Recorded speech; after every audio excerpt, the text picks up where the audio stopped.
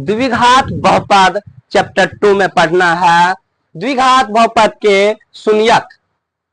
यदि द्विघात बहुपद x square plus b x plus c के शून्यक अल्फा और बीटा हो तो शून्यकों का योग alpha plus beta equal to formula होगा माइनस बी बटे ए इक्वल टू माइनस है ना, माइनस लिखेंगे।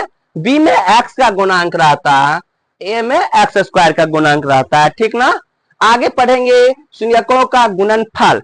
इसको हम अल्फा इंटू बीटा लिखेंगे। Alpha into beta equal to formula होगा सी बटे ए। अब जो है इक्वल टू लिखेंगे, सी को अचर पद लिखेंगे, है ना। उसके बाद ए है ना, ए को लिखेंगे एक्स स्क्वायर का, ए में जो है एक्स स्क्वायर का गुणांक रहता है ना। नोट, यदि अल्फा कॉमा बीटा द्विघात बहुपद के शून्यक हो तब द्विघात बहुपद इक्वल टू फॉर्मूला होगा x square minus alpha plus beta into x plus alpha into beta, है ना। अब पढ़ेंगे त्रिघात बहुपद।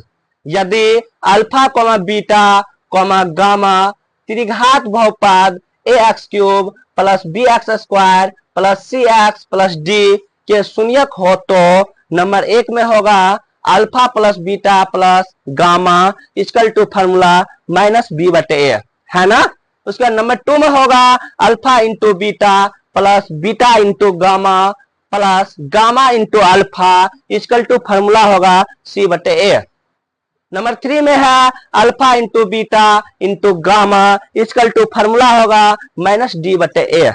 नोट है, यदि नोट मतलब ध्यान याद रखना है, यदि अल्फा कॉमा बीटा यहाँ पे कॉमा है, कॉमा गामा त्रिघात बहुपद के शून्यक दिए गए हैं तब त्रिघात बहुपद पी एक्स इक्वल टू होगा x cube minus alpha plus beta plus gamma into x square plus into alpha into beta plus beta into gamma plus gamma into alpha into x minus alpha into beta into gamma, है ना।